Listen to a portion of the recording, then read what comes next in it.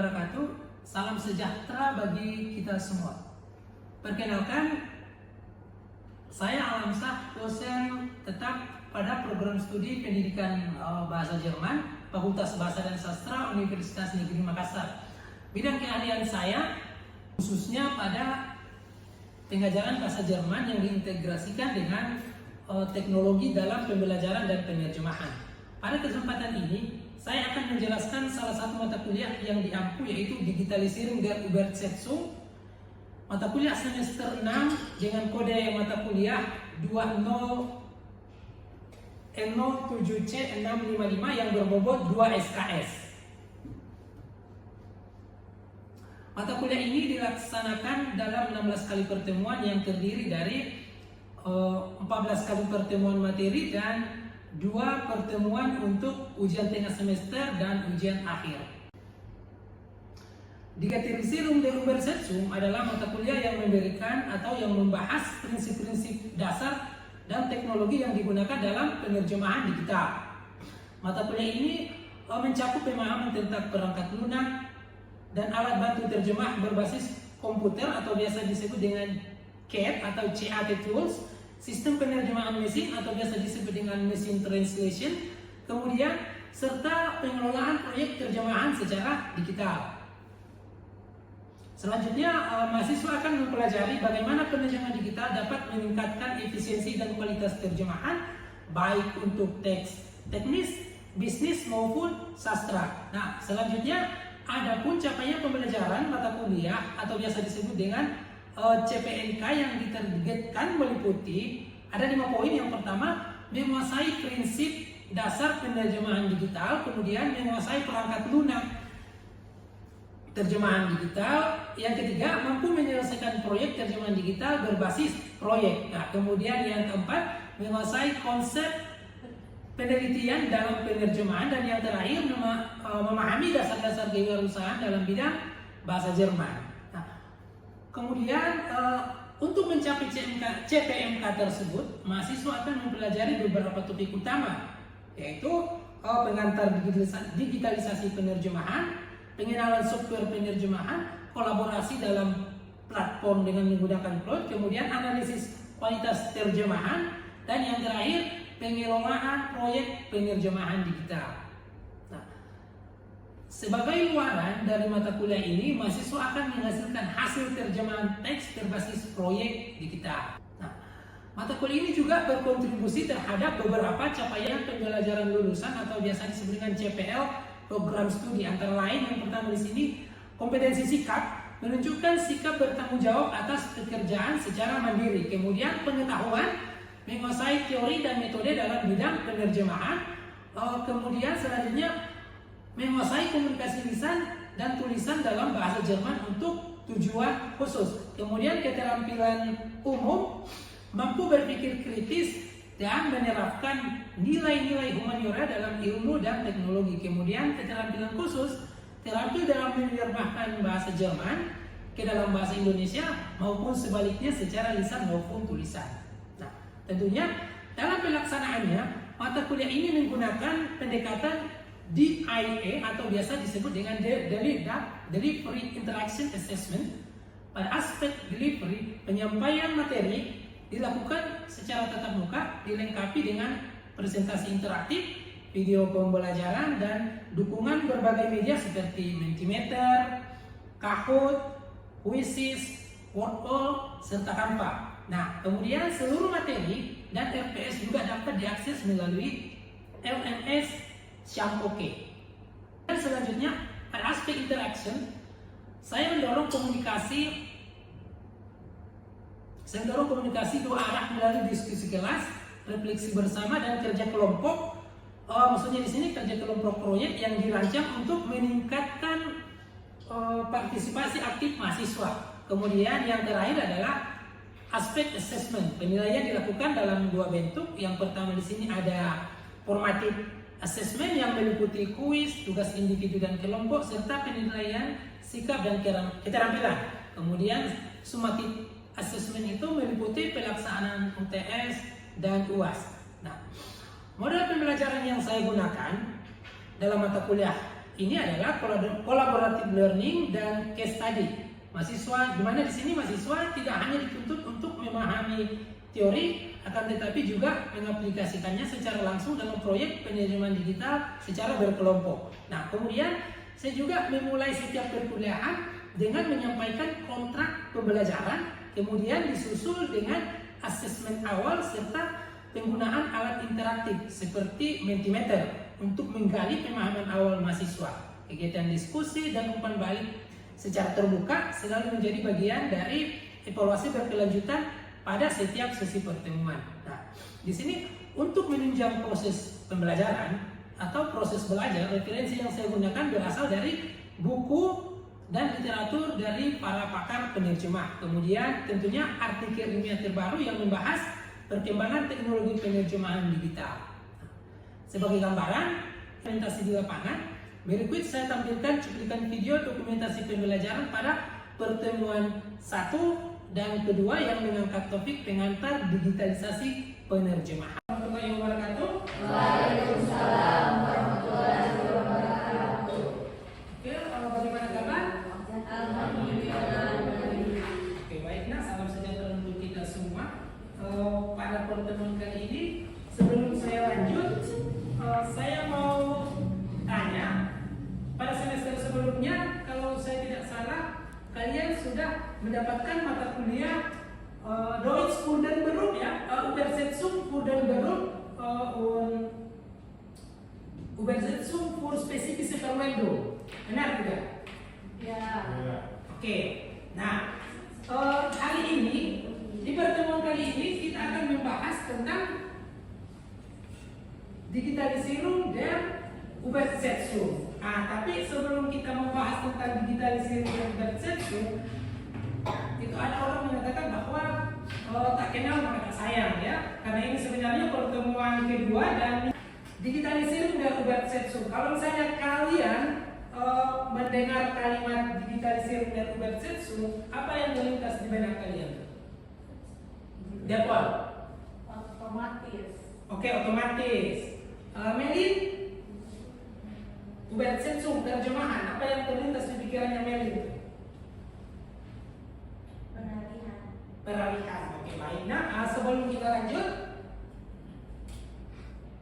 ini ada Inhaltsverzeichnis. Inhaltsverzeichnis itu dalam bahasa Jerman atau dalam bahasa Indonesia itu disebut dengan Daftar isi. oke, daftar isi. Dan sebelum kita lanjut, kalian akses dulu LMS sama oke ya. Mata kuliah Digitalisierung der Übersetzung materi. Nah, kita kembali ke materinya. Inhaltsverzeichnis. Yang pertama di sini adalah pengenalan penerjemahan digital. Nah, seperti saya bilang tadi, kalau misalnya kalian mendengar kalimat pengenalan penerjemahan digital, apa yang terlintas di pikiran kalian tuh? Nah, adik-adik bisa scan barcode yang ada di ujung. Silakan di scan dan tampilannya akan seperti ini. Ini merecall pengetahuan kalian di mata kuliah sebelumnya. Nah, ini ada Mentimeter. Oke. Nah, di situ ada pertanyaannya. Sebelumnya, apakah kalian sudah pernah belajar tentang penerjemah yang melibatkan penggunaan teknologi? Jika iya, sebutkan contoh alatnya. Sudah ada tuh kan? ChatGPT, ada Bing, Yandex, Google Translate, dan Microsoft Translator. Silakan diisi. Mungkin menunjukkan berapa ini dia? Ada, oke. Saya lihat DeepL, bro. Nah, DeepL ini siapa yang sering menggunakan DeepL? Suci. Baik, nah, ini cukup ya. Ini ada beberapa, ada Microsoft Translator, ada Google Translate, Bing, ChatGPT, DeepL, dan Yandex. Dari sekian banyak yang adik-adik sudah sebutkan, yang mana lebih gampang menurut adik-adik yang bisa digunakan di kelas kita ini? Ya, baik kan? Kita lanjut. Nah, kita masuk ke yang pertama adalah pengenalan penerjemahan digital. Di sini ada yang bisa bantu baca paragraf pertama? Oke, Depon, silakan Depon. Dalam era digital yang terus berkembang pesat, teknologi telah membawa perubahan signifikan di berbagai bidang, termasuk dalam penerjemahan. Penerjemahan digital tidak hanya memudahkan penerjemahan profesional, tetapi juga memungkinkan masyarakat umum untuk memahami bahasa asing dengan lebih mudah melalui aplikasi dan perangkat lunak penerjemahan. Salah satu teknologi yang paling banyak digunakan adalah Computer Assisted Translation atau CAT tools dan mesin penerjemahan berbasis kecerdasan buatan atau machine translation. Oke, harus buat teman. Minimal therefore, namun Hatsun Gezat ya, oke. Nah, di sini dikatakan bahwa ternyata terjemahan itu ada salah satu teknologi yang paling banyak digunakan adalah CAT tools. Nah, di zaman kami kuliah dulu sebenarnya sudah ada CAT tools, tapi itu tidak semudah dan tidak secanggih dengan zaman sekarang. Kedua, paragraf yang kedua ada yang bisa bantu baca? Hikmah. Oke, silakan Hikmah. Namun, seiring dengan perkembangan tersebut, muncul berbagai tantangan seperti akurasi, kesalahan dalam penerjemahan idiom, serta ketergantungan pada teknologi.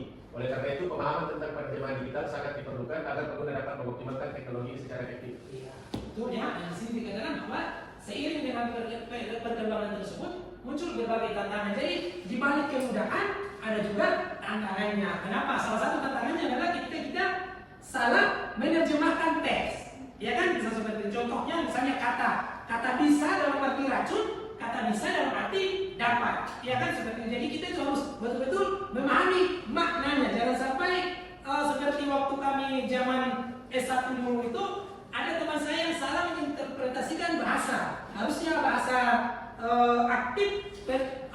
bahasa aktif dibuat dalam bentuk bahasa pasif. Nah, contohnya misalnya dia bilang begini, hasil terjemahannya sebenarnya begini, saya membanting anjing, tapi begitu dia terjemahkan, dia bilang saya dibanting oleh anjing. Nah itu ya, makanya ada konteks itu harus kalian perlu perhatikan baik-baik. Oke, lanjut. Ini adalah definisi dan konsep dasar penerjemahan digital. Oke, siapa yang mau baca tuh? Melin. Oke, silakan Melin.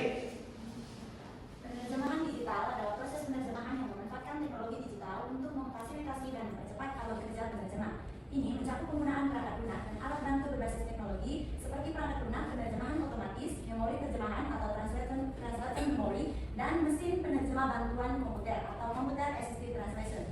Konsep dasar dari penerjemahan digital adalah mengintegrasikan teknologi untuk meningkatkan akurasi, konsistensi, dan efisiensi dalam penerjemahan. Oke, good ya, makasih Melin. Nah di sini jelas sekali bahwa definisi dan konsep dasar penerjemahan digital di situ adalah konsep dasar dari penerjemahan digital adalah mengintegrasikan teknologi untuk meningkatkan akurasi, konsistensi, dan efisiensi dalam penerjemahan. Jadi kalian bisa lihat ada 3 poin: akurasi, konsistensi, dan efisiensi. Nah, selain efisiensi ada lagi satu nih, culture sensitivity. Jadi ini kalian harus betul-betul hati-hati di sini. Culture. Kenapa? Karena kalau misalnya kita menerjemahkan sebuah teks, barangkali menurut pendapat orang-orang Indonesia bahasa ini tidak jadi masalah, hal yang biasa. Tapi ternyata begitu diterjemahkan orang luar, ternyata itu hal-hal yang luar biasa.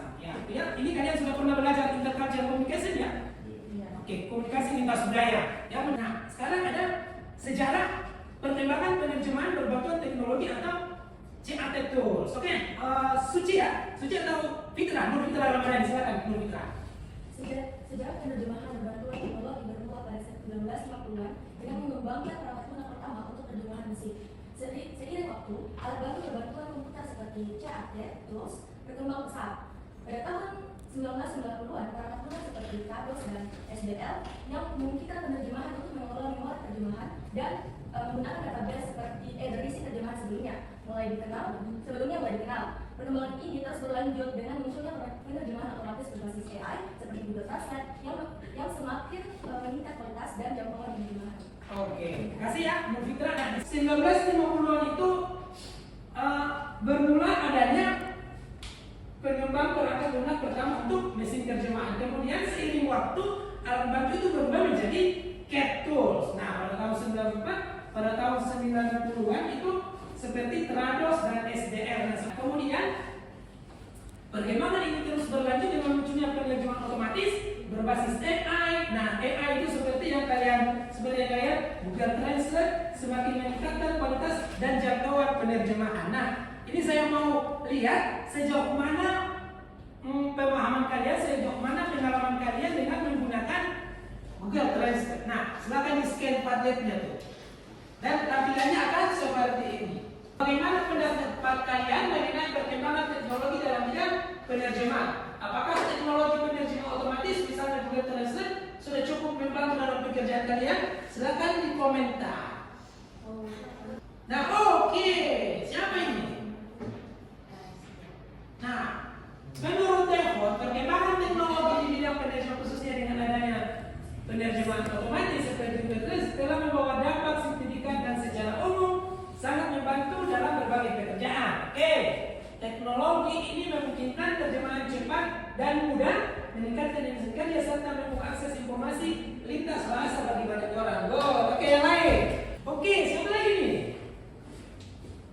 Cukup membantu, hanya saja terkadang ada beberapa kata yang sedikit melenceng dari arti sebenarnya. Kadang kita membutuhkan penutur aslinya agar dapat menjelaskan yang sempurna.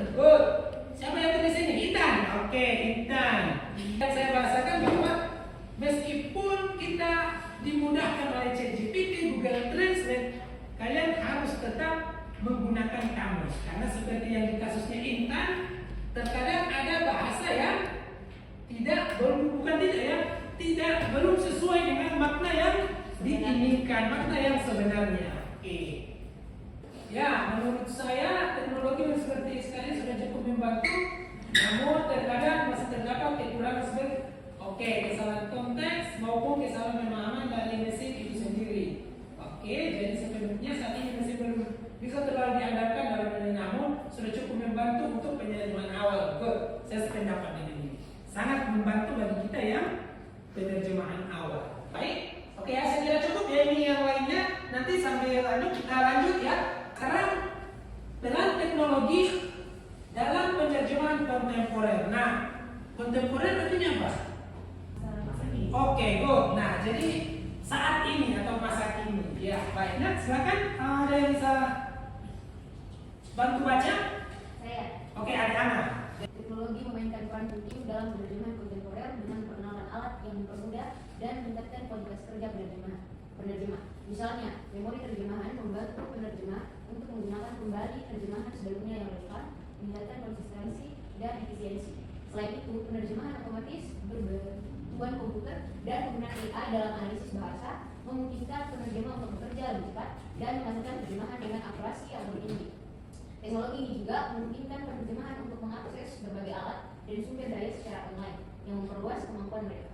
Makasih Adanya ya. Jadi dengan adanya teknologi ini mempermudah kita dalam menerjemahkan. Nah, kalian bisa bayangkan kalau misalnya kalian punya tugas dari dosen nih. Saya kasih tugas kalian menerjemahkan sebuah teks, misalnya 10 lembar, apa yang kalian lakukan? Kalau misalnya kalian menggunakan konvensional, alat-alat konvensional, contohnya kamus, bisa dibayangkan kalian akan setengah mati menyelesaikan. Tapi kalau dengan adanya teknologi atau AI, kalian tinggal scan, sudah muncul hasil terjemahannya. Begitu mudah kan? Artinya pekerjaan yang bisa dikerjakan berhari-hari justru itu bisa diselesaikan dalam waktu hanya 10 menit atau setengah jam. Benar tidak? Nah, itulah peran teknologi dalam penerjemahan kontemporer.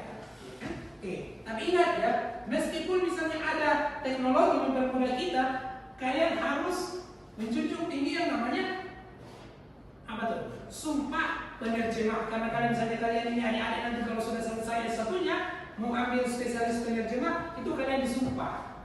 Ya, kenapa? Karena untuk mengukur bahwa memang kalian layak di bagian itu. Artinya gini, kalian itu sudah expert di bidangnya tuh, makanya itu harus sumpah. Artinya sumpah di sini kita tidak membiaskan, kita tidak membuat terjemahan itu justru semakin rusak misalnya. Nah, seperti yang saya sampaikan di pertemuan awal bahwa dalam menerjemahkan itu jangan terlalu banyak bumbu-bumbunya. Kenapa? Karena justru ketika banyak bumbu-bumbunya maknanya akan hilang. Nah, seperti itu. Dalam menerjemahkan juga seperti itu. Jangan menghilangkan makna aslinya. Karena jangan sampai salah interpretasi. Itu yang bahaya ya. Nah lanjut. Ini dalam penerjemahan digital dan dampaknya terhadap industri. Nah, sekarang kita sudah berbicara tentang dampak penerjemahan itu terhadap industri. Silakan selesai. Dan terkini dalam penerjemahan digital menyangkut penggunaan kecerdasan buatan atau AI, penerjemahan otomatis manual atau Neural Machine Translation atau NMT, dan integrasi alat CAT berbasis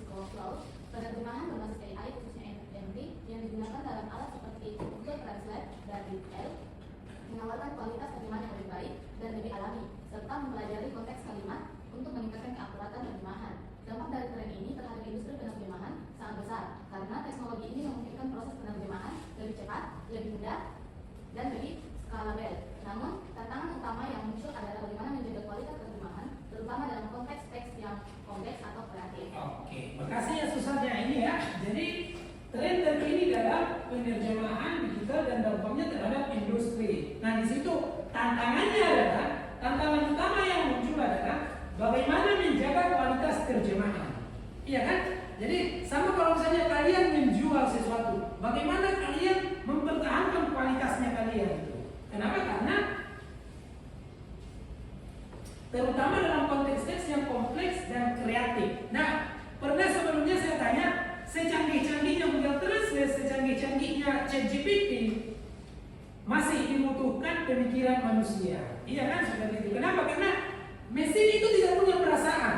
Coba kalian buktikan sekarang, kalian bisa chat ChatGPT, I love you atau ihli. Pasti ChatGPT mengatakan bahwa mohon maaf, saya tidak punya perasaan. Saya hanya bahasa, saya hanya alat untuk membantu mempermudah urusan kalian. Silakan tanyakan yang lain seperti itu.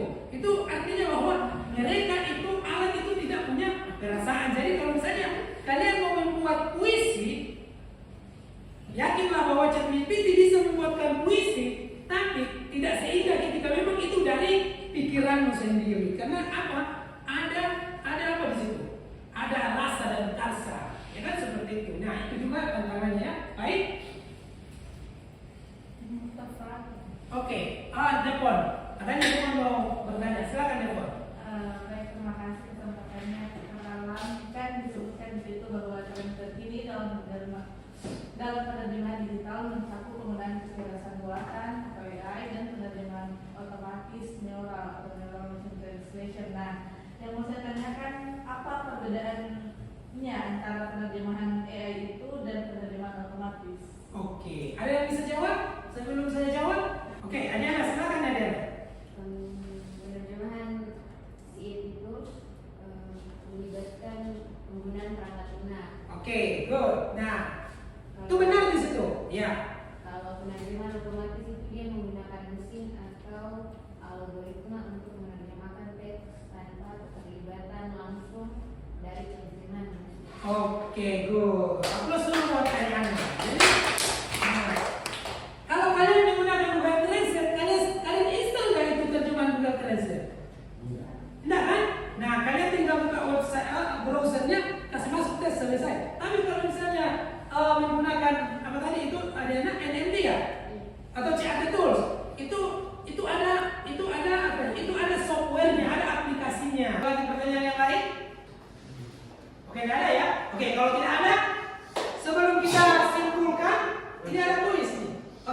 Oke, Iqmal mau bertanya. Silakan Iqmal. Iqmal dari diam-diam, ternyata dia mau bertanya. Oke. Nah ini kan Pak, ada yang namanya itu yang penerjemahan yang orang manusia. Oke, manusia. Manusia. Tapi ada juga ini yang berbasis neural machine translator. Oke, Kira-kira berdampak nggak dengan si manusia ini atau bagaimana? Oke. Ada dampaknya atau tidak? Oke. Yang saya tangkap dari pertanyaan Iqbal, takutnya Iqbal kalau saya ini sebagai peneliti tidak laku, saya sudah tidak laku. Kenapa? Karena ada di mesin. Seperti itu Iqbal. Oke. Nah, gimana? Ada yang bisa bantu jawab? Saya. Oke, silakan Firman.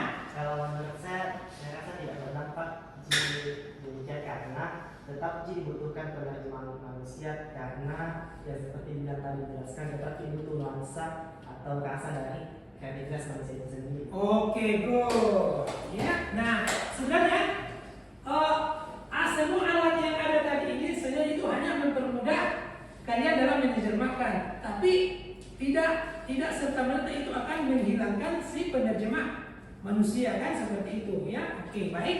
Ada lagi pertanyaan? Ada pertanyaan sebelum kita masuk ke kuis? Oke, kuis. Oke, kalau kalian bisa atau kita kerja sama-sama ya. Oke, kita kerja sama-sama. Nah, ini ada start kuis digitalisir dan session kuis ini sebenarnya mau melihat sejauh mana pemahaman sekarang. Oke, baiklah, start. Oke, nah ada waktunya, kalian perhatikan waktunya. Apa yang dimaksud dengan penerjemahan digital? Ada A, B, C, dan D. Ya, awas. Waktunya semakin jalan. Oke, iya. Nah, kemudian kedua, apa yang dimaksud dengan translation memory? TM. Tadi apa tuh? B. B. B. Ah, itu. D yang benar. Sistem. Oke. Oke, sekarang siapa yang mengembangkan Trados?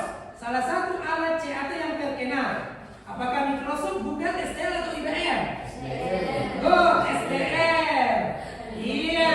Nah, sekarang apa yang dimaksud dengan penerjemahan otomatis neural NMD?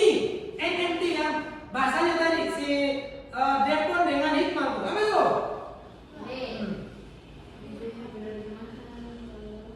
Penerjemahan perangkat lunak. Oke, kita coba ya. B. B.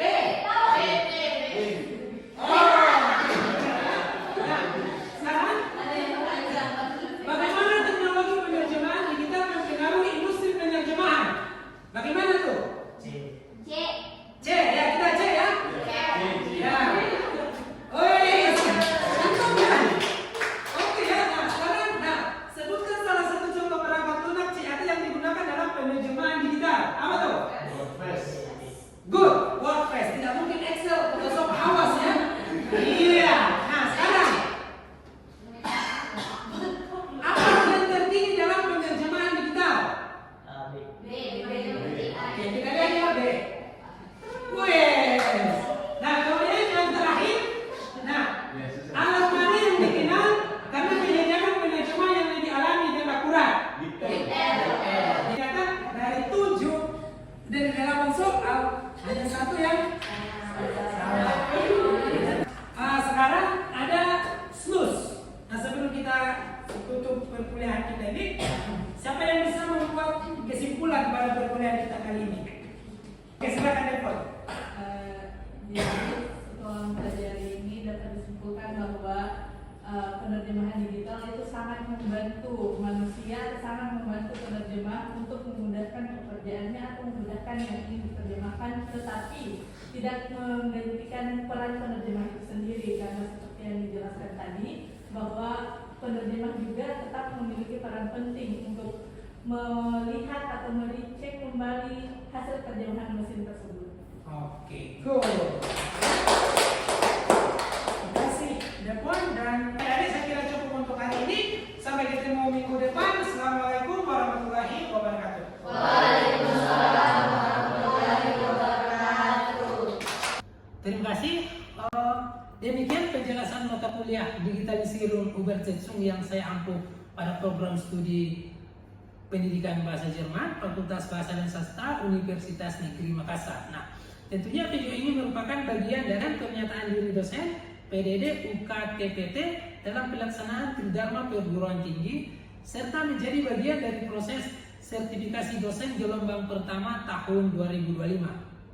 Terima kasih atas perhatian dan kerjasamanya. Wassalamualaikum warahmatullahi wabarakatuh.